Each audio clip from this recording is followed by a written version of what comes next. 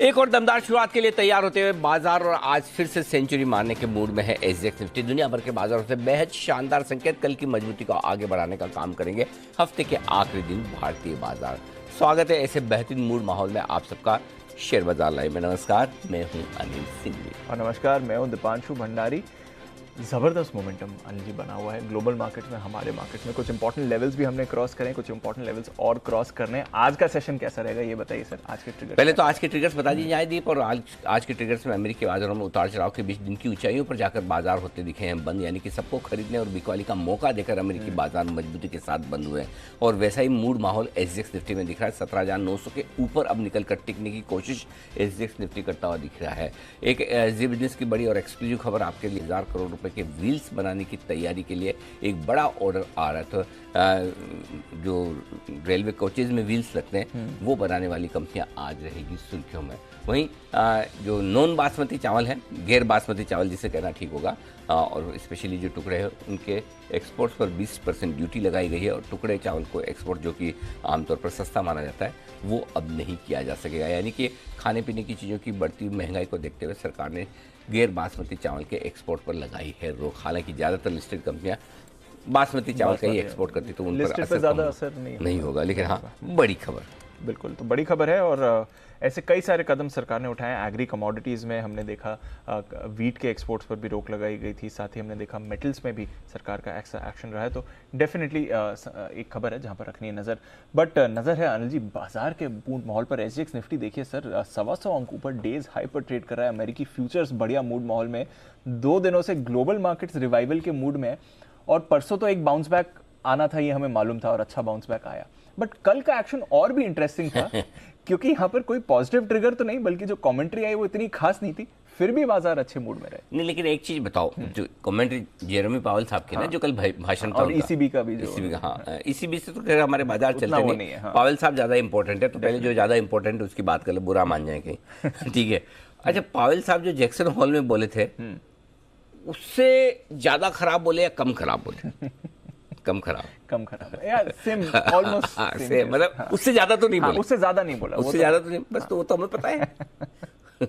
अगर मार्केट खराब करना और ज्यादा खराब बोलो, उतने खराब को तो हम डाइजेस्ट कर चुके हैं। बस यही हुआ है मेरे काम, एक लाइन में। अब आगे का जो मैं बोलूंगा, मैं मर्जी से जितना बोलना है मैं बोलूं ग्लोबल मार्केट्स के लिए। लेकिन काम की बात जो है वो ये कि कल अमेरिकी बाजार उतार चढ़ाव के बीच ऊपर बंद हुए, तो सिर्फ एक ही वजह से कि पावेल साहब ने अच्छा तो कुछ नहीं बोला, लेकिन जो पहले बता चुके, जो बोल चुके, उससे खराब कुछ नहीं बोला। तो बस ठीक है, ये तो हमको पता था। ये क्या होता है जब तेजी का मूड है ना, तो ये तो हमको पहले पता था। ये मंदी करने का मूड फिर से बोल रहा है, नहीं बेचो। ये मार्केट, ये क्या होता है दीप, बाद में एनालिसिस करना इजी है कि स्टेटमेंट आने के वक्त मार्केट कैसे देखता है। वो कल आपने अमेरिका में देखा। ये अगर आप डाउ का चार्ट देखेंगे कैसे जिगजैग हुआ है, बिल्कुल, है ना। इनफैक्ट जब बात कर रहे थे तो 200 पॉइंट ऑलमोस्ट नीचे हो गया था डाउ एक्चुअली। और सुबह खुला एकदम से नीचे, मतलब वहां की सुबह बढ़ा वापस, फिर जोर से धड़ाम से गिरा, फिर समझ में आया इसमें नया कुछ नहीं, फिर आराम से ऊपर गया। ये सब तो हो गया जो हो गया, स्पीच को छोड़ दो।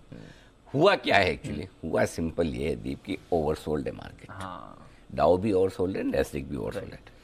हो क्या रहा है, सपोर्ट लेवल के आसपास शॉर्ट काटनी है, लेना है, ये दिख रहा है। और इसीलिए कल मैं आपको बोल रहा था 500-700 पॉइंट की जगह और बची है। करेक्ट। तो वो जगह दिख रही है। उसमें से कितने कल कवर किया आपने?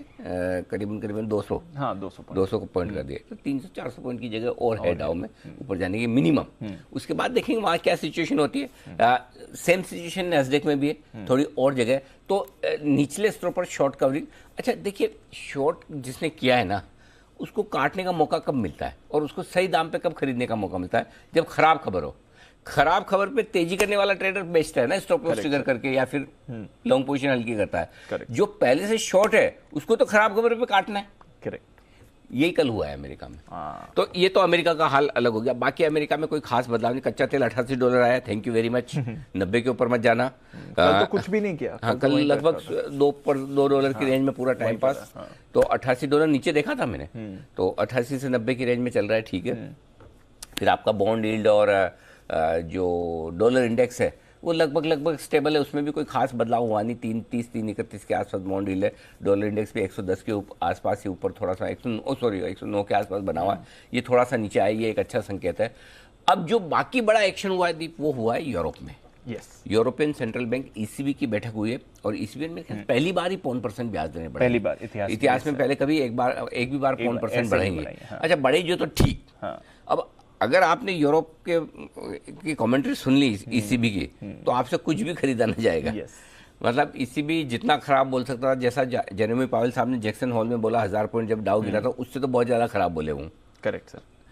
दरें और आगे बढ़ाएंगे, महंगाई अभी काबू में नहीं आई, घटने की तो छोड़ो, मतलब महंगाई अभी और बढ़ेगी और बढ़ेगी, दरें और बढ़ानी पड़ेगी। मतलब कहीं उनके कंट्रोल में आते हुए कई सिचुएशन दिखी नहीं है। इनफैक्ट उन्होंने ये बोला कि हमें लग रहा है कि अगली 5 पॉलिसीज तक बढ़ानी पड़ेगी। कितनी बढ़ाएंगी अभी नहीं कह सकते, बट अगली 5 पॉलिसीज आप सोचो, एक तरफ दीप आपके मैं इसलिए बार बार कह रहा हूँ कि अगली समस्या का केंद्र बिंदु, एपिक सेंटर यूरोप ही है।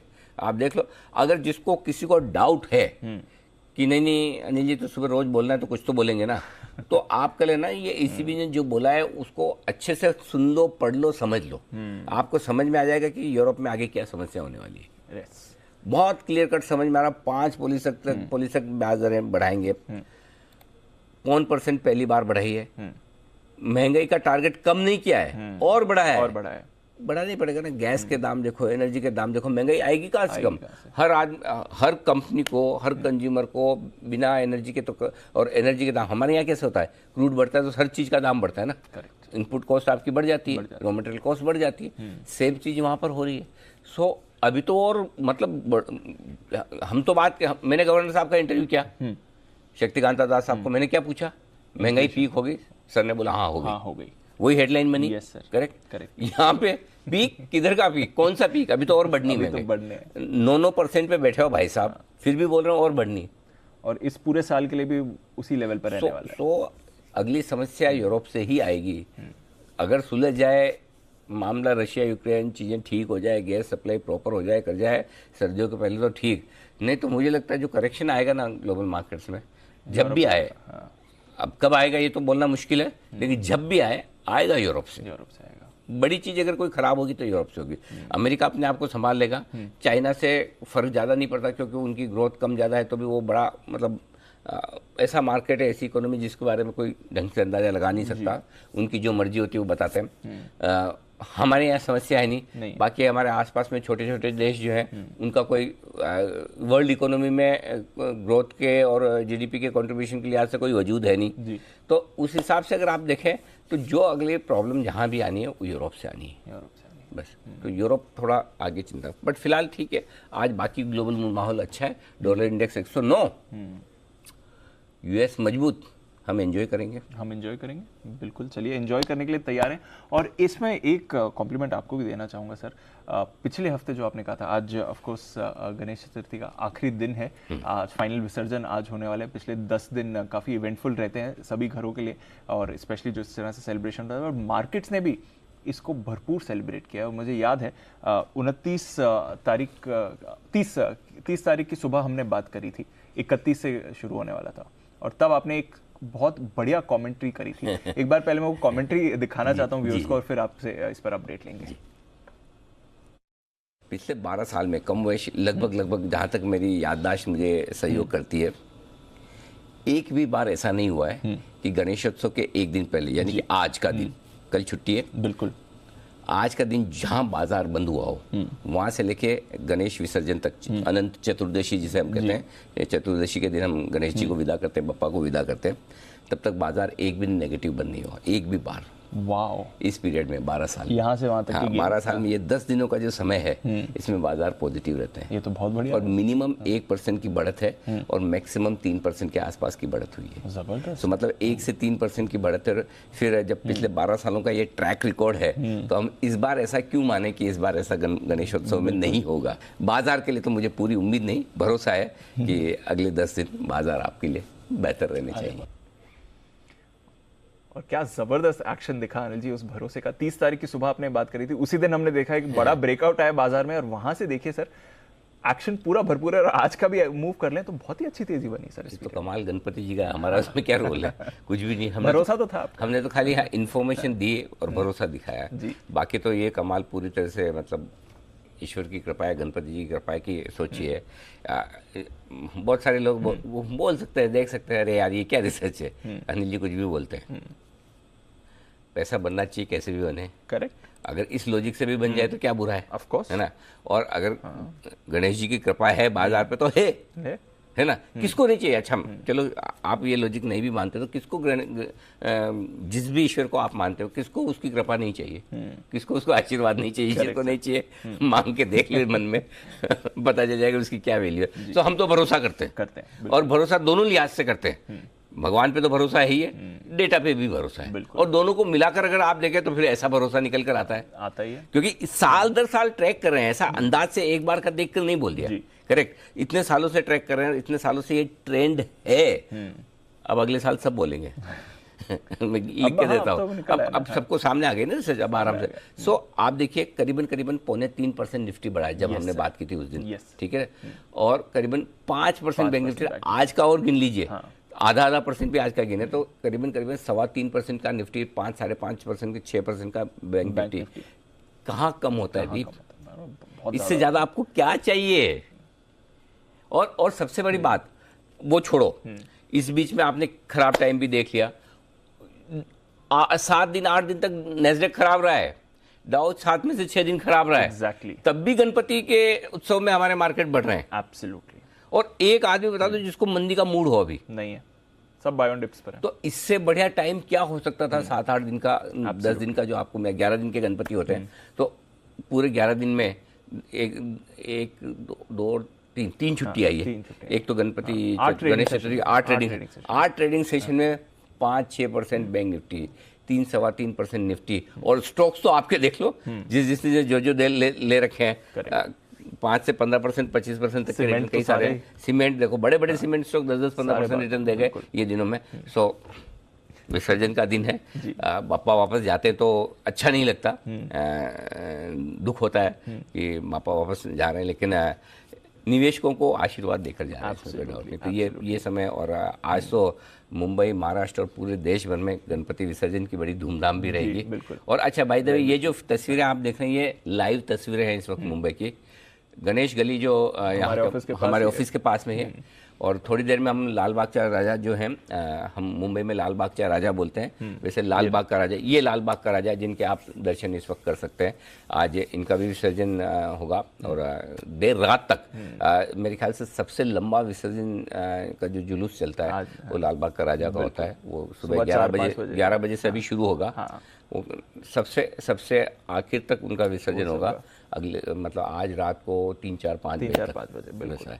सो पूरे धूमधाम से पापा को आज विदाई दी जाएगी, लेकिन ये है पूरा आशीर्वाद इतने दिनों में बना रहा है उनका। जबरदस्त जी। बट ये शानदार चीज़ आपने बताई थी पिछले हफ्ते, और उसका पूरा इम्पैक्ट हमने बाजार पर देखा है। मूड माहौल ही मजा आ गया दीप। और अच्छी बात यह कि जैसा सोचा वैसा हुआ, और सबसे बड़ी बात यह भी कि खराब माहौल में हुआ, ग्लोबली सपोर्ट नहीं था, उसके बावजूद हुआ, तो वाकई में ये बड़ी चीज़ है। बाकी बड़ी चीज़ है, बिल्कुल सर। आज भी एक तरह से तो खैर त्यौहार का ही दिन है, सेलिब्रेशन का ही डे है। तो आज बताइए, कल तो 40,000 बैंक निफ्टी ने क्रॉस करके डिसाइसिव क्लोजिंग उसके ऊपर दे दी, क्या आज 18,000 क्रॉस करेगा निफ्टी? मुश्किल है, नामुमकिन नहीं है। अगर 1020 दिन के बाद कोहली ने 100 रन बनाए हैं, तो आप मतलब कई बार इससे पहले ये 1000 दिनों में 60, 70, 80 तक पहुंचे हैं, 100 नहीं हुआ था।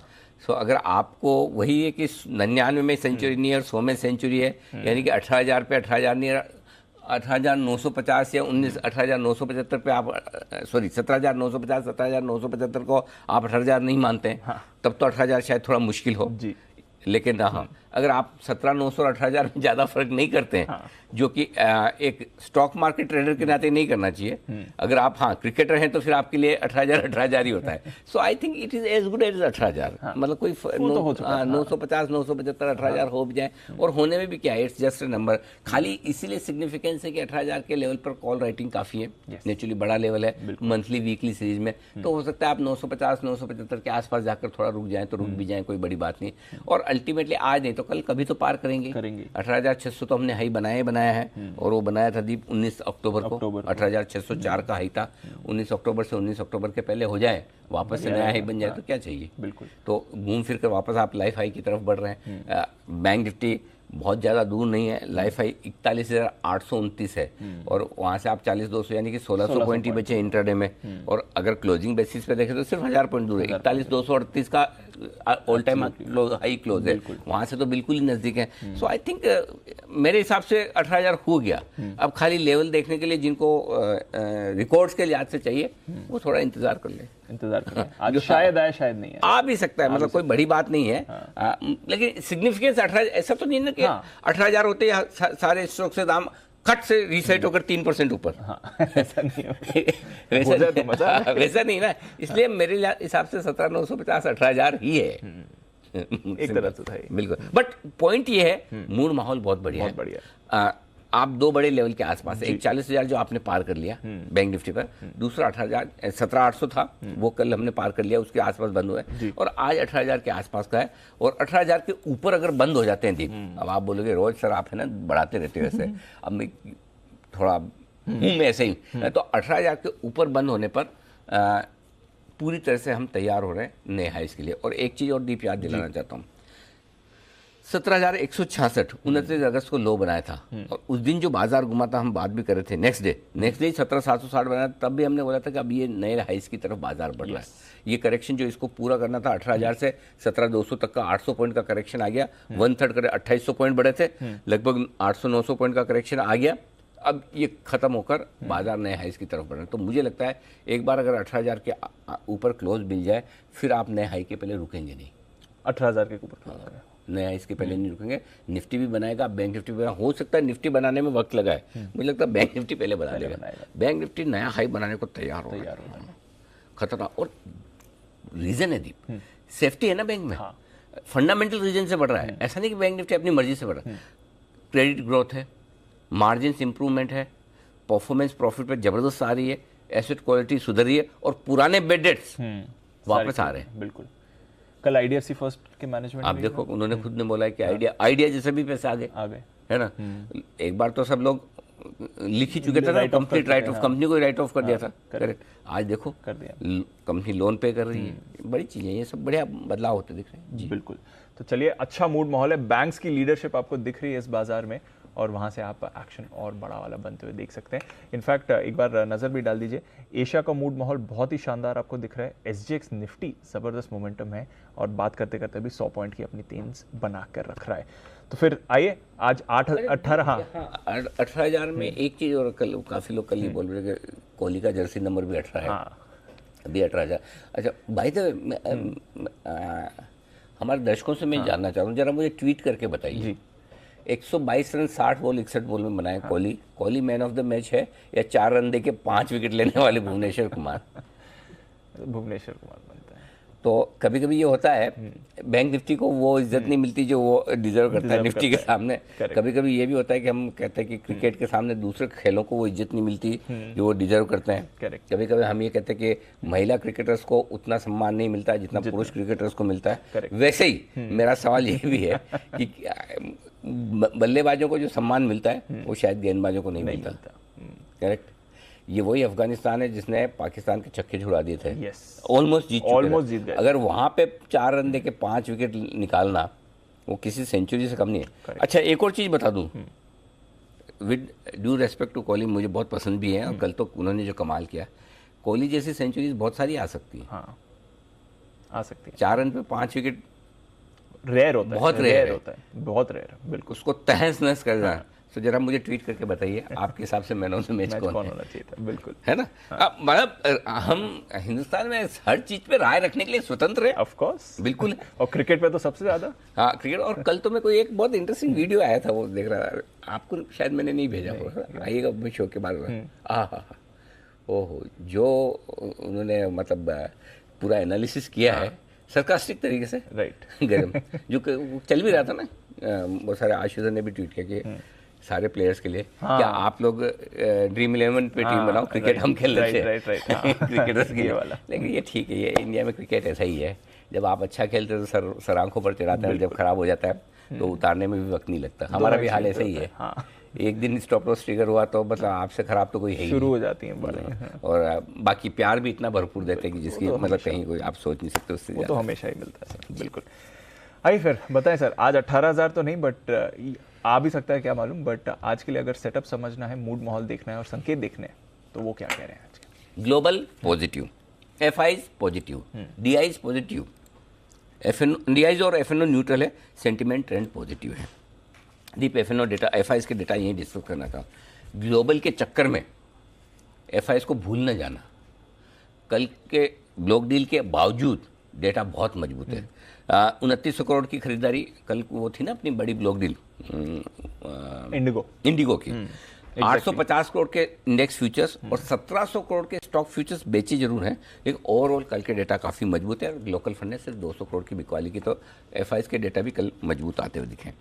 अब आइए मैं रेंज दे दूं। 17,650, 17,690 आज के लिए मजबूत सपोर्ट जोन है निफ्टी पर। ये आसानी से टूटने वाला है नहीं। इसके नीचे 17,540, 17,625 ब्लाइंड बाय जोन है। जब भी आए यहाँ खरीदारी करनी ही करनी है बिना किसी को पूछे। ऊपर 17,950, 18,000 हल्की फुल्की रुकावट की रेंज, जिसे आप 18,000 करना चाहते हैं, वो 17,950, 18,000 है। इसके पार निकलेंगे 18,050, 18,100 तक की यात्रा बैंक निफ्टी करेगा। बैंक निफ्टी 39,950, 40,075, 125 पॉइंट की ये रेंज है पहला सपोर्ट। 39,600 से 39,800 मल्टीपल सपोर्ट है, जहां पर खरीदारी करनी ही करनी है। 40,325, 40,500 जो कल की हमारी हायर रेंज है, जो हमने दिया भी था 40,265 से तक पहुंचा भी, तो 40,325, 40,500 पहली रुकावट की जगह 40,500 के पार निकल कर ठीक है, तो 40,750, 40,875 अगला टारगेट है बैंक निफ्टी के। ठीक है। सपोर्ट और रेजिस्टेंस, सपोर्ट लेवल्स में अगर आप देखें तो 17,800 पे आप बंद हुए, 17,760, 17,700, 700 से ये 17,760 करेगा, 17,760, 17,690 दो सपोर्ट छोटे वाले हैं, 650, 625 मीडियम है और 17,600 से 17,540 बड़े, ये फाइनल सपोर्ट लेवल। ऊपर कितना जा सकते हैं? 800 पे आप बंद हुए, 825, 850 दो छोटे लेवल हैं, 900, 950 मीडियम लेवल है, 975 से 18,000 बड़े लेवल, 18,050 और 18,100 के ऊपर के लेवल शो पीस है। ऐसे रखें, बाकी 6 से काम चल जाएगा आपका। चलिए, पर एटलीस्ट रेंज में तो आया। हाँ, 18,000 की रेंज में अब बात आने लगी है।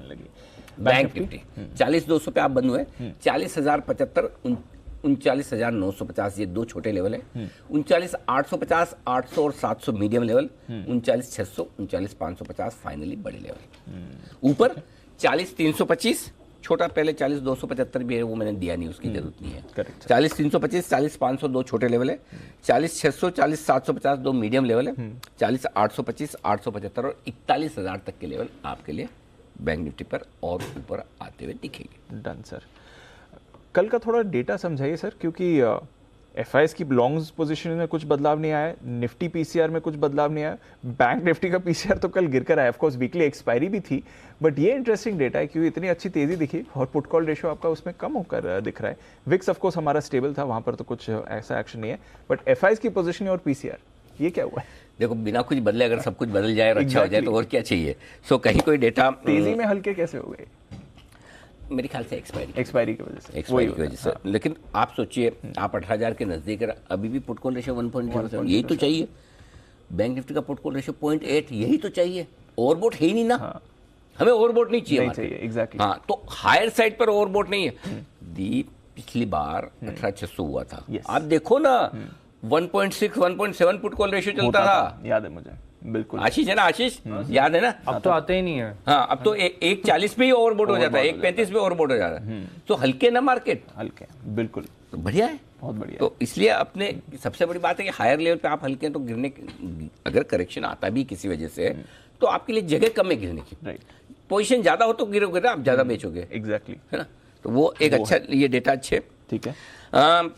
बाकी एफआईज इंडेक्स लॉन्ग पोजीशन अभी भी कितनी 24%, मेरे ख्याल से 24 है, 20 नहीं है, 24 हो गई। चलिए 24 कर लेते कल 24 हो गई थी। हाँ हाँ, ये भी देखो कंफर्ट देखो दीप का, चलिए 24 कर लेते हैं। हमने तो 80% तक देखी है। एग्जैक्टली, इसीलिए जब 80-82% हमने एफआईज लॉन्ग देखी है, वहाँ 20 हो या 24 हो क्या फर्क पड़ता है। सो ये बड़ा फर्क है। ये थॉट प्रोसेस ये अचानक से कैसे निकल के आता है, ये तब निकल के आता है कि जब आपको कंफर्ट है पोजीशन का। तो ये पोजीशन बहुत कंट्रोल में, ये अच्छी बात है। अब स्टॉप लॉस दे दूं, ऊपर खींचे मैंने 17,650 इंट्राडे है और 17,540 क्लोजिंग। अब तक आपको 475 मिल रहा था रोज, आज थोड़ा सा इंट्राडे स्टॉप लॉस तो बहुत बढ़िया आया, ऊपर 250 पॉइंट ऊपर निकल कर आया है। और क्लोजिंग बेसिस पे स्टॉप लॉस 17,475 से हमने 17,540 कर दिया।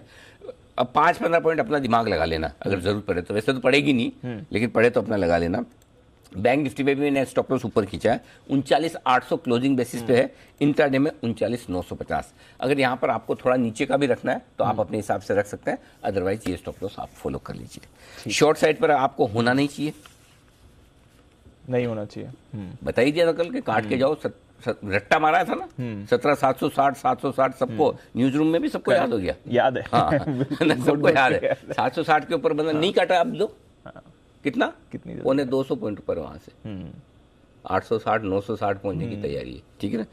इसलिए स्टॉप लॉस की इंपॉर्टेंस होती है। अब आपके लिए, अब चूंकि गैप से खुल रहा है, वैसे तो 17,800 ही आपका स्टॉप लॉस है वापस से आज भी, लेकिन चूंकि आप 900 के ऊपर खुल रहे हैं, अब स्टॉप लॉस और भी अगर आपको ऊपर रखना है 18,000 का रख लीजिए, और बैंक निफ्टी पे 40,500 का रख लीजिए, क्योंकि बैंक निफ्टी पे 40,000 के ऊपर बंद हुआ है। हमारा 39,800 क्लोजिंग स्टॉप लॉस था, करेक्ट, और 40,050 आप इंट्राडे स्टॉप लॉस आपने काट लिया तो थैंक यू वेरी मच, नहीं काटा तो आप 40,500 का रखिए, इसके बाद काट ही लीजिएगा, है ना। बिल्कुल। नई पोजीशन सर खरीदे निफ्टी 17,450 के स्टॉप लॉस के साथ खरीदिए। 17,850 900 ये तो दिख ही रहे, यही खुलेंगे। 950 975 18,000, ये 50 पॉइंट की रेंज है जहां रुकना है। इसको पार किया 18,050 18,100 तक जाएंगे ऊपर, ये आपके लिए ठीक है। बेचना चाहे, हाँ बेचना, कहाँ बेचना ठीक है, 17,950 से बेचना ठीक है, 950 975 18,000। तो पहली रेंज जो दीप बेचने की निकल कर आती है, शुरुआत 17,950 से करिए, 18,000 पे थोड़ा बेचिए, 18,050 पे थोड़ा और बेच सकते हैं। बेचना चाहिए या नहीं, इसका जवाब है हाँ। हाँ हाँ ओके, हाँ बेचना चाहिए, बेचना चाहिए, हाँ बिल्कुल बेचना चाहिए। जब खरीदने में डर नहीं तो बेचने में क्यों डर है? क्यों? क्योंकि आपके पास डेटा है, क्योंकि आपके पास ट्रेंड है, क्योंकि आपके पास लेवल है। अगर पूरी तैयारी से आप बेचेंगे तो आपको पता है, और सबसे बड़ी बात उसके बाद आपके पास स्टॉप लॉस है, हाँ। वो 18,100 का है। 18,100 के स्टॉप लॉस से जरूर इस रेंज में बेचिए। 950 पे देख लीजिए मूड माहौल, अगर डाउ फ्यूचर और बढ़ रहे हैं। अब आप बोलोगे, एक तरफ से आप बोल रहे डाउ फ्यूचर 300-400 बढ़ रहा है, तो फिर अभी क्यों बेचें? बराबर बात सही है। आप अगर ऐसे सवाल मन में आते तो सही आते, आने भी चाहिए।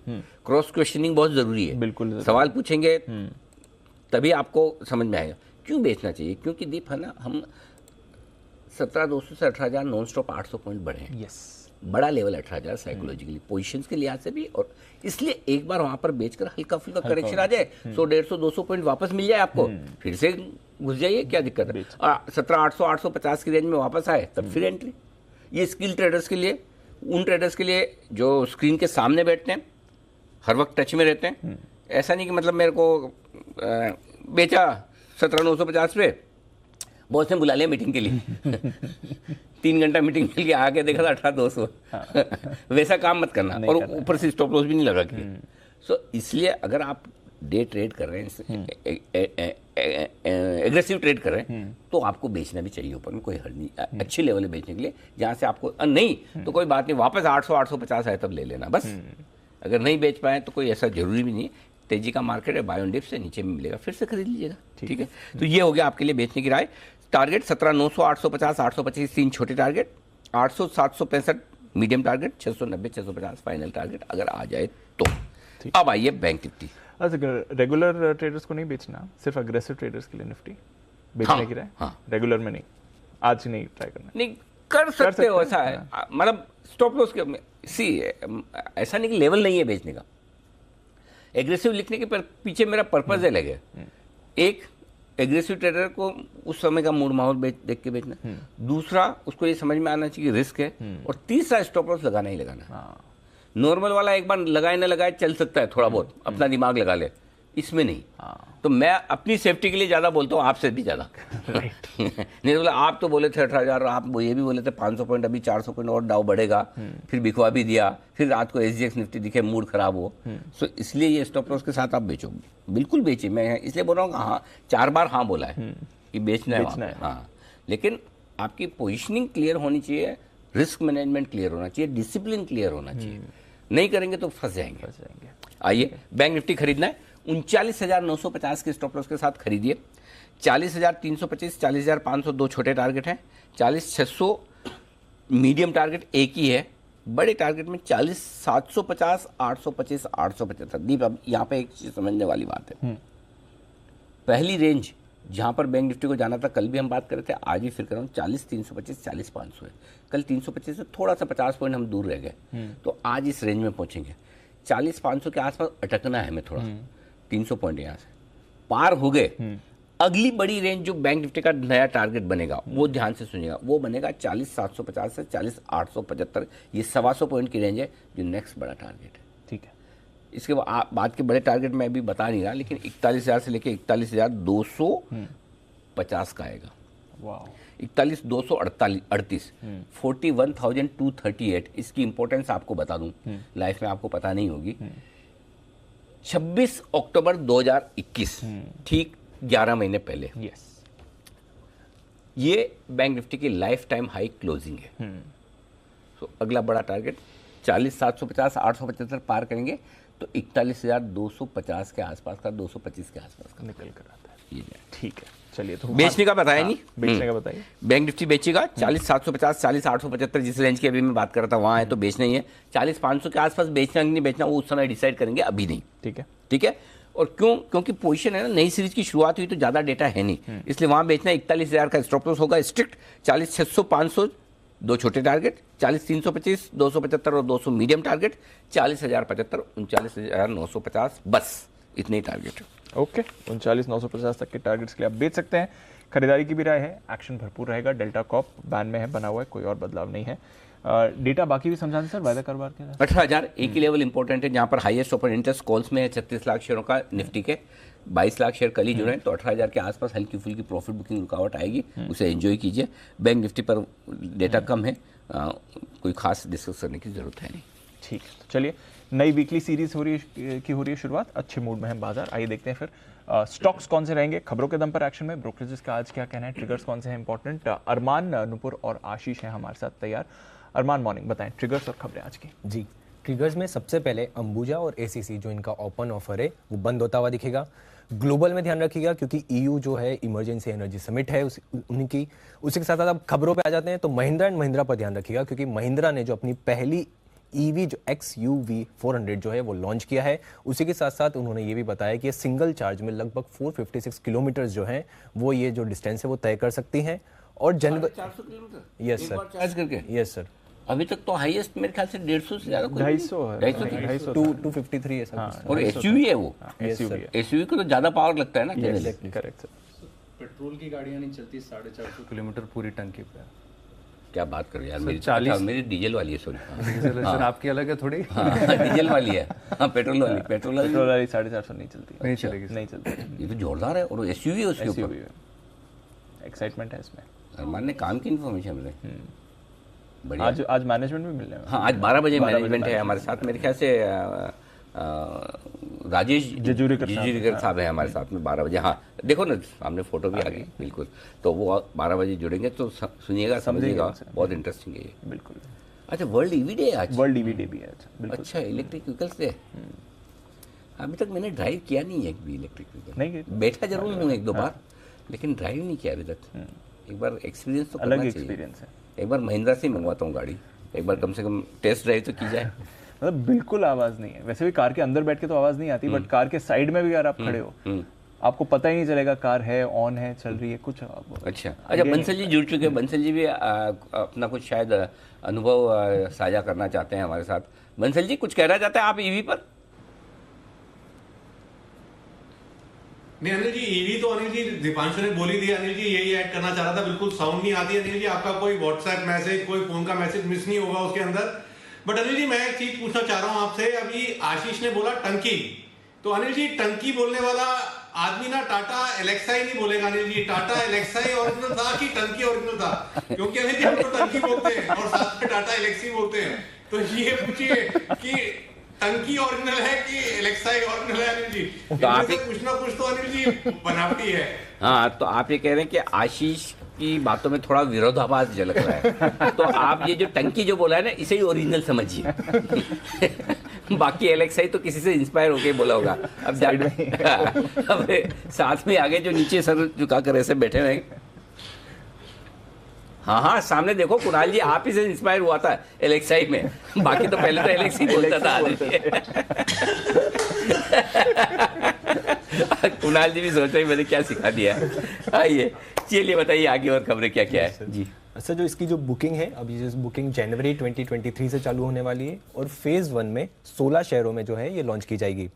एक जो हमारी जी बिजनेस एक्सक्लूसिव खबर थी जिसमें BHEL, टेक्समेको रेल, उनके लिए एक अच्छी खबर आती हुई दिखी है, क्योंकि जो रेल मंत्रालय है वो जल्द ही जो व्हील्स हैं उनके लिए एक टेंडर लाने वाली है, और ये जो टेंडर होने वाला है 5,000 करोड़ के लिए ये टेंडर हो सकता है। और उसी के साथ साथ हर साल 1 लाख व्हील्स की सप्लाई का टेंडर भी आएगा।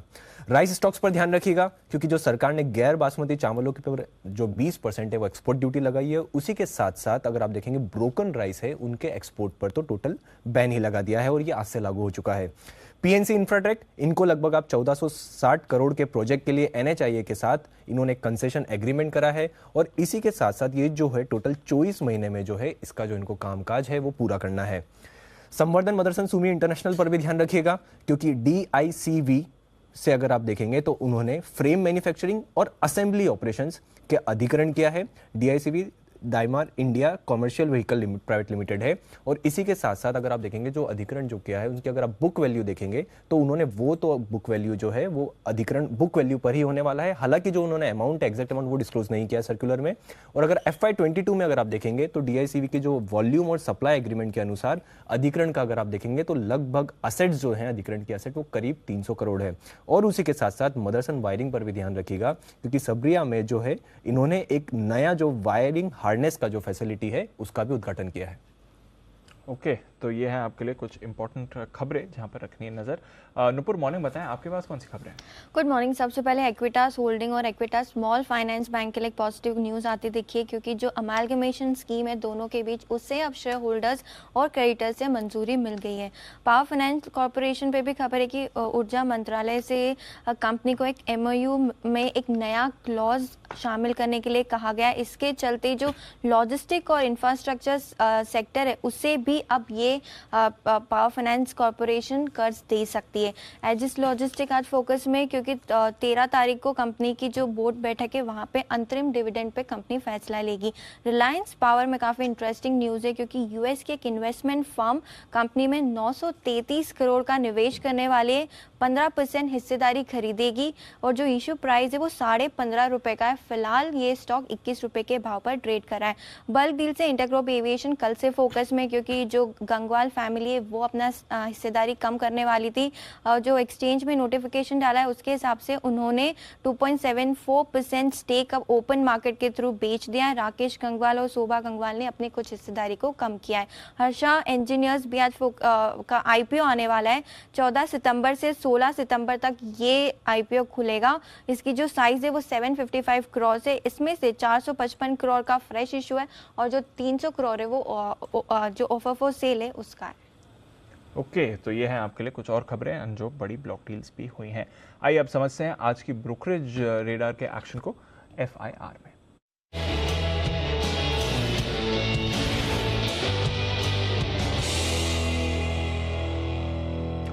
मॉर्निंग आशीष, बताइए क्या कह रहे हैं आज की? Good morning Deepanshu. तो सबसे पहले M&M से ही शुरुआत कर लेते हैं। यहाँ पर देखिए जो नई EV लॉन्च हुई है, इसके बाद मैक्वारी की तरफ से आउट परफॉर्म की रेटिंग आई है। 1322 की क्लोजिंग है, 1346 पर है, लक्ष्य को बरकरार रखा है। इसके अलावा नोमेरा अगर आप देखें तो खरीदारी की राय दे रहे हैं 1505 रुपये के लक्ष्य के लिए। टाटा मोटर्स यहाँ पर भी देखिए मैक्वारी की तरफ से कवरेज है, आउट परफॉर्म की रेटिंग को बरकरार रखा है। 442 की क्लोजिंग है, 503 रुपये का लक्ष्य दे रहे हैं। नोमेरा ने भी 520 रुपये का लक्ष्य दिया है। इसके अलावा TVS मोटर्स यहाँ पर भी आउट परफॉर्म की रेटिंग को बरकरार रखा है, करीब करीब 980 रुपए के लक्ष्य के लिए। बजाज फाइनेंस CLSA जो है बिकवाली का व्यू बरकरार रखे हुए हैं, 7,258 की क्लोजिंग है, 5,600 रुपए का लक्ष्य दे रहे हैं और ये मान रहे हैं कि काफी मिक्स्ड साल देखने को मिला था। मॉर्गेजेस अगर आप देखें तो यहाँ पर ग्रोथ देखने को मिल रही है, लेकिन जो डिसबर्समेंट वॉल्यूम है वो अभी भी प्री कोविड स्तर के नीचे है, तो यहाँ पर आपको खास नजर रखनी है। इंडसइंड बैंक क्रेडिट स्विस की तरफ से रिपोर्ट आई है, आउट परफॉर्म की रेटिंग को बरकरार रखा है, 1108 रुपए की क्लोजिंग है, 1280 रुपए का लक्ष्य दे रहे हैं और ये मान रहे कि मैनेजमेंट जो है कॉन्फिडेंट है ग्रोथ आगे जाकर पिकअप करेगी। ROEs में काफी बड़े इंप्रूवमेंट है, क्रेडिट ग्रोथ अच्छी है, इसके चलते यहाँ पर नजर रखनी है। HDFC लाइफ मैक्वारी ने आउट परफॉर्म की रेटिंग दी है, बड़े लक्ष्य दे रहे हैं, 584 की क्लोजिंग है, 580 रुपए का लक्ष्य दे रहे हैं। वहीं अगर आप देखें तो नोमेरा ने भी खरीदारी किराए को बरकरार रखा है 660 रुपए के लक्ष्य के लिए। ICICI प्रू यहाँ पर मैक्वारी ने आउट परफॉर्म की रेटिंग को बरकरार रखा है 740 रुपए के लक्ष्य के लिए। और जोमैटो यहाँ पर भी इंटरेस्टिंग रिपोर्ट्स हैं मॉर्गन स्टैनली की तरफ से, 61 रुपए की क्लोजिंग है, ओवरवेट की रेटिंग दी है, 80 रुपए का लक्ष्य दिया है और ये मानने की काफ़ी हद तक जो कंसर्न्स है वो एड्रेस हो चुके हैं और एबिटा ब्रेक इवन और प्रॉफिटेबिलिटी को लेकर भी जो है कंपनी कॉन्फिडेंट नजर आ रही है, इसके लिए चलते यहाँ पर नजर रखनी है। क्रेडिट स्विस भी बिल्कुल ये इसी तरीके का व्यू दे रहे हैं, इन्होंने आउट परफॉर्म की रेटिंग को बरकरार रखा है और मॉर्गन स्टैनली से 10 रुपए ज़्यादा का लक्ष्य दिया, 90 रुपए का, और ये भी एबिटा ब्रेक इवन की बात कर रहे हैं। और अंत में गोदरेज कंज्यूमर प्रोडक्ट्स, यहाँ पर JP मॉर्गन की तरफ से रिपोर्ट आई है, ओवरवेट की रेटिंग को बरकरार रखा है और जो लक्ष्य है वो 872 से बढ़ाकर सीधे 1000 रुपए कर दिया है, करीब 940 रुपए की क्लोजिंग है। ये मान रहे कि डिमांड में रिकवरी है, वॉल्यूम मार्जिन यहाँ पर सुधरते हुए नजर आएंगे, इसके चलते स्टॉक के ऊपर कन्विक्शन इनका बढ़ा है। ओके, तो ये है आपके लिए सारी की सारी रिपोर्ट। सबसे बढ़िया कौन सी दिख रही है? IndusInd bank, Credit Suisse? सब टारगेट प्राइस के हिसाब से देखो तो HDFC लाइफ अच्छा है, लेकिन रिआइटरेट किया, नया कुछ भी नहीं है, नया कुछ नहीं है। 584 की क्लोजिंग है, 850 का लक्ष्य है। ओके, चलो, तो कोई खास ऐसी बड़ी तोड़-फोड़ दमदार जैसी रिपोर्ट नहीं है, लेकिन रिपोर्ट तो हैं। आइए बढ़ते आगे, सभी मेहमानों का करते हैं स्वागत पिक ऑफ द डे के साथ।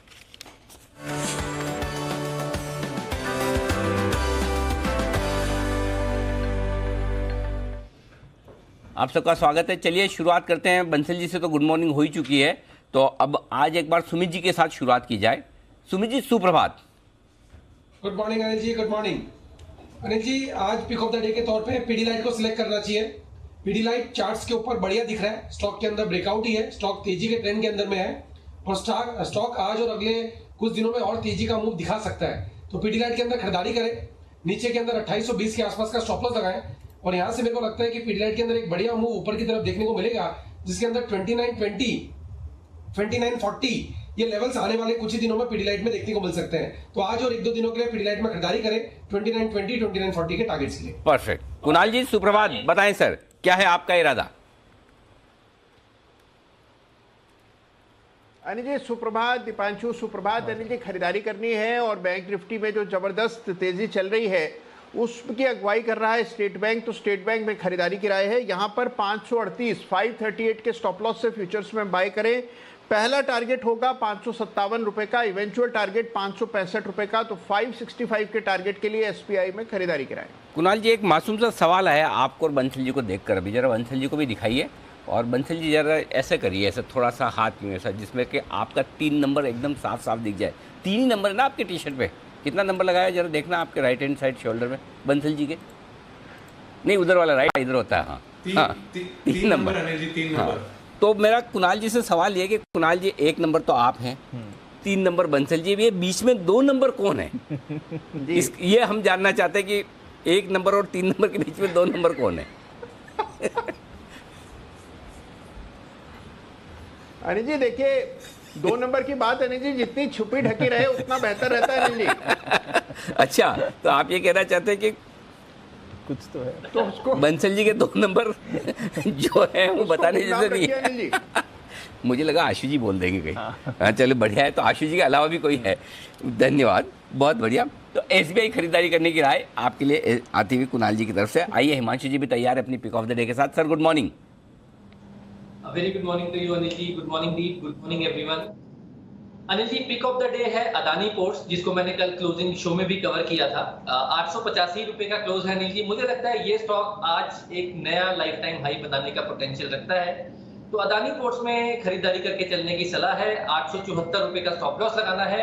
925 रुपए का टारगेट मुझे लगता है अदानी पोर्ट्स में आज के सेशन में आता हुआ नजर आ सकता है। बंसल जी, अच्छा बंसल जी तो रह गए। बंसल जी, आपने बताया नहीं पिक ऑफ द डे।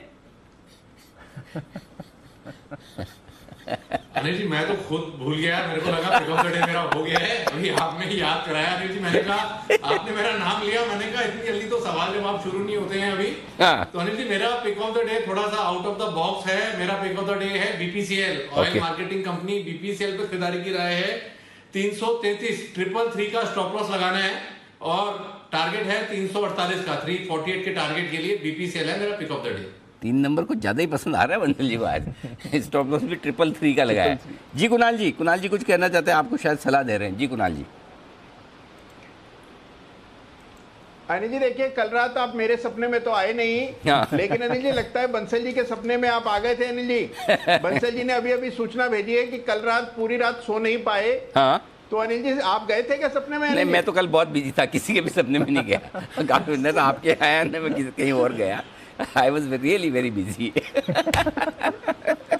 चलिए बढ़िया है। तो बीपीसीएल खरीदारी करने की राय 348 के टारगेट के साथ आती हुई। जी M&M इस पर तो नजर रहेगी ही, क्योंकि नई ईवी लॉन्च करी है, स्टॉक भी बढ़िया मोमेंटम में रहा है। हिमांशु जी कुछ करना है M&M में? चार्ट्स क्या कह रही सर? कल भी अच्छा एक्शन ही दिखा रहा था। अप ट्रेंड में ये स्टॉक रहा है, थोड़ा सा कंसोलिडेशन आता है, उसके बाद फिर से एक नया अप मूव देखने को मिलता है स्टॉक में। मेरी सलाह है कि जिनके पास पोजीशंस हैं बने रहे, बिल्कुल काफी स्ट्रॉन्ग सेटअप है, अभी तक चार्ट पे किसी तरह की कोई वीकनेस नहीं है। फ्रेश खरीदारी के लिए अगर इंट्राडे ट्रेड लेना चाहता है कोई, तो 1300 रुपए का स्टॉप लॉस लगाकर खरीदारी की जा सकती है। खुला नीला कैश में ये स्टॉक लगातार ट्रेड करता आया है। अपसाइड टारगेट आज के लिए 1360 1375 रुपए तक के देखने को मिल सकते हैं। ओके, तो 1360 1375 के टारगेट आज ही आपको आते हुए दिख सकते हैं। M&M एक बार फिर से मोमेंटम में रहेगा। PNC इंफ्रा, सुमित जी जरा इसका चार्ट देखें। 1460 करोड़ का ऑर्डर इन्हें NHAI से मिला है, तो बड़ा ऑर्डर है कंपनी के लिए। PNC इंफ्रा इंफ्रास्पेस की कंपनी कल भी थोड़ा ऊपर ही बंद हुई है। क्या कहते हैं सर इसकी चार्ट? दिवांशु, बाय साइड का मोमेंटम बन रहा है, स्टॉक के अंदर फ्लैग पैटर्न भी फॉर्म हो रहा है। इसका ब्रेकआउट आएगा जब स्टॉक एक बार ऊपर में 290 295 का लेवल तोड़ेगा। जैसे ये लेवल टूटता है तो फिर ऊपर में 320 रुपए तक के लेवल PNC इंफ्रा के अंदर अगले 2-4 दिनों के अंदर ही देखने को मिल सकते हैं। पोजीशंस होल्ड करें, एग्जिस्टिंग पोजीशंस, और ट्रेलिंग स्टॉप लॉस 280 के पास का लगाएं। ऊपर में 295 के बाद 320 से 325 रुपए तक के लेवल PNC इंफ्रा में देखने को मिलने चाहिए। ये है आपके लिए PNC इंफ्राटेक, जिस पर रखनी है नजर। बंसल जी, मदरसन सुमी, यानी कि अब तो संवर्धना इंटरनेशनल है इसका नाम, संवर्धना मदरसन, डाइमलर के साथ इनका एक करार है, उनके कुछ फैसिलिटीज़ का ये एक्विजिशन करने वाले हैं और फिर आगे जाकर वहाँ पर प्रोसेस को भी एक्सपैंड करेंगे। चार्ट्स क्या कहती हैं सर संवर्धना मदरसन? ट्रेडिंग रेंज में निचले लेवल पे ट्रेड कर रहा है। 121 123 के अराउंड है। 121 एक अहम सपोर्ट है, तो जिनके पास है 121 का स्टॉप लॉस लगाएं। और दीपांशु, मेरी खरीदारी की राय होगी जब 126 के लेवल ऊपर में डिसाइसिवली टूटेंगे, 126 के लेवल टूटेंगे तो एक पॉजिटिव क्रॉस ओवर होगा और मेरी खरीदारी की राय पॉजिटिव क्रॉस ओवर को देखने के बाद ही होगी। ओके, तो नजर रखेंगे, थोड़ा बाउंस बैक आने दे फिर उस पर रहेगा फोकस। बट संवर्धना मदरसन और मदरसन वायरिंग दोनों पर ही आपको आज रखना है फोकस। फोकस में रहेगा पावर फाइनेंस कॉर्पोरेशन भी। और कुणाल जी जरा इसका चार्ट देखें, इंटरेस्टिंग खबर आ रही है, इन्होंने अपने MOU में बदलाव किया है। अब पावर सेक्टर के साथ साथ ये लॉजिस्टिक्स और इंफ्रास्ट्रक्चर सेक्टर को भी लोन्स दे पाएंगे, उनकी फंडिंग कर पाएंगे। तो बड़ा डेवलपमेंट है, इनका स्कोप ऑफ बिजनेस एक्सपैंड होने वाला है सिग्निफिकेंटली। क्या कहते हैं सर चार्ट्स PFC की? देखिए, हालांकि दीपांशु बहुत समय से स्टॉक में उस तरह का मोमेंटम देखने को नहीं मिला, लेकिन 115 रुपए के आसपास एक बड़ा सपोर्ट है। और कल हमने कुछ इसमें बिकवाली आते हुए देखी, तो 115 के लेवल्स के स्टॉप लॉस से मेरी राय यहां पर खरीदारी की है। मुझे लगता है कि ओवरऑल स्ट्रक्चर इस स्टॉक का इंप्रूव हुआ है और इसमें अगर आज पॉजिटिव खबरें आ रही हैं तो बहुत मुमकिन है कि आपको दोबारा से 122-23 के लेवल्स देखने को मिल जाएं। तो 115 के स्टॉप लॉस से मेरी खरीदारी कराए। PFC कल रिकमेंडेशन लिस्ट में भी आया था बसिन साहब के भी, और आज अच्छी खबरें भी आती दिख रही कि अब ये लॉजिस्टिक स्पेस में भी कर पाएंगे। तो लॉजिस्टिक स्पेस और PFC दोनों के लिए अच्छी खबर ये मानी जा सकती है। आइए, 2 और खास मेहमान हमारे साथ कार्यक्रम में हो रहे हैं शामिल, वागले साहब और चोपड़ा साहब, दोनों का भी स्वागत किया जाए। वागले साहब, गुड मॉर्निंग, बताएं sir pick of the day. Anil ji good morning, Deepanshu good morning. मेरा पिक ऑफ द डे वही है जो मैंने कल दोपहर में कवर किया था, स्टेट बैंक ऑफ इंडिया। इसमें एक इनवर्स हेड एंड शोल्डर एक कहो या राउंडिंग बॉटम पैटर्न उभर कर आ रहा है। जैसे ही ये 550 के ऊपर निकलेगा एक बड़ी मूव अनफोल्ड होगी, तो मुझे अगले हफ्ते 2 हफ्ते 3 हफ्ते में ज़्यादा भरोसा है। फिर भी मैंने स्टॉक ऑफ द डे में कवर किया है, ये सही एंट्री होगी। 545 का बंद है, 539 के स्टॉप लॉस के साथ आप एंट्री करें। 561 का मेरा 1 से 2 दिनों का टारगेट है, और अगर आप होल्ड करते हैं महीना 1.5 महीना, ये 600 के पार निकल सकता है। इसका अगला टारगेट 630 तक का मैं देख रहा हूँ, जिसके लिए 1-1.5 महीना लग सकता है। ओके, तो ये है आपके लिए राय एसबीआई खरीदारी करने की कुणाल जी के साथ साथ वागले साहब की भी। चोपड़ा साहब भी हमारे साथ हैं। चोपड़ा साहब सुप्रभात, बताएं सर आपकी पसंद का शेयर। जी गुड मॉर्निंग। मुझे लगता है कि आईटी स्टॉक्स में कुछ अब रिवाइवल आना चाहिए। काफ़ी करेक्शन देख चुके हैं ये स्टॉक्स, और काफ़ी कंसोलिडेशन भी हो चुका है।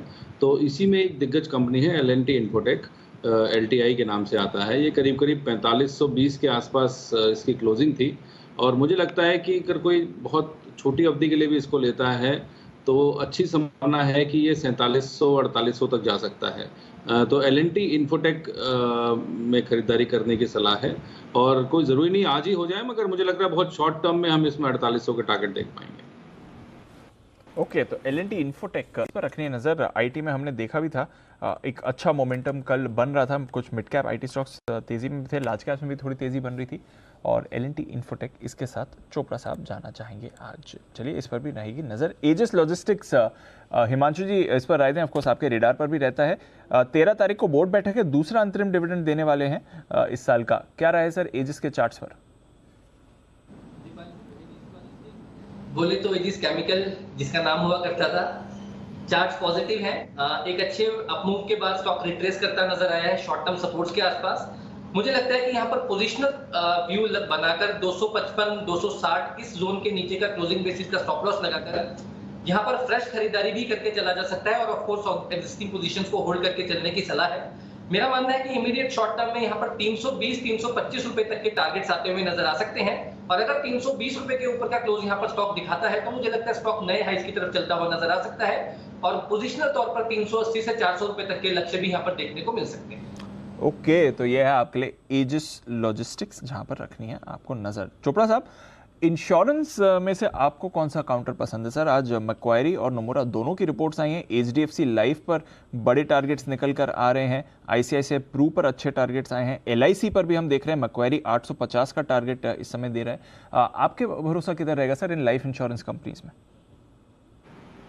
जो भी नाम आपने लिए हैं, मुझे लगता है स्टार्टिंग में LIC में पोस्ट लिस्टिंग जो डैमेज हुआ था और उसके बाद जो कंसोलिडेशन हुआ है, मुझे लगता है कि LIC में निश्चित रूप से अब तेज़ी बनेगी, और धीरे धीरे अब यहाँ से हम अपसाइड्स देखेंगे। इसके बाद जो मेरी दूसरी पसंदीदा कंपनी है वो है HDFC लाइफ, क्योंकि LIC में हम ऑलरेडी देख चुके हैं कि कोई खास मूवमेंट नहीं हुआ, तो मुझे LIC अच्छा लगता है। SBI लाइफ बहुत अच्छा चल चुका है, तो जो दूसरा मेरा सेकंड चॉइस होगा LIC के बाद वो है HDFC लाइफ। और HDFC लाइफ नो डाउट कोई कहने की ज़रूरत नहीं है, बहुत अच्छा लिनियज है, कंपनी है, मैनेजमेंट है। तो यहाँ से यदि शुरू होता है तो अच्छी संभावना है कि 700 के लेवल तक जाए। और उसके बाद मैं ICICI प्रू लाइफ कहूँगा, क्योंकि ICICI प्रू लाइफ में भी थोड़ी बहुत तेज़ी हम ऑलरेडी देख चुके हैं, बट इन सभी में मुझे लगता है LIC followed by HDFC followed by ICICI pru life, ये मेरी चॉइस होगी। इंटरेस्टिंग है, LIC फर्स्ट चॉइस रहेगी, और फिर जो बाकी दो प्राइवेट इंश्योरेंस है आपके लिए वहाँ पर है चोपड़ा साहब की नज़र। चोपड़ा साहब आज लगता है कि दुआएं लेने के मूड में ही है लोगों से ना। बिल्कुल। चोपड़ा साहब कितना है? 900 850 का टारगेट नहीं, 945 का था ना इशू प्राइस। हाँ, 945 का इशू प्राइस आ जाए तो लाखों इन्वेस्टर्स के लिए रिलीफ होगी। बहुत लोग दुखी हैं, लेकिन दुखी ना हो, चिंता ना करें, होल्ड करें। लंबी स्टोरी लंबे टाइम बाद ये है आपके लिए LIC पर आए।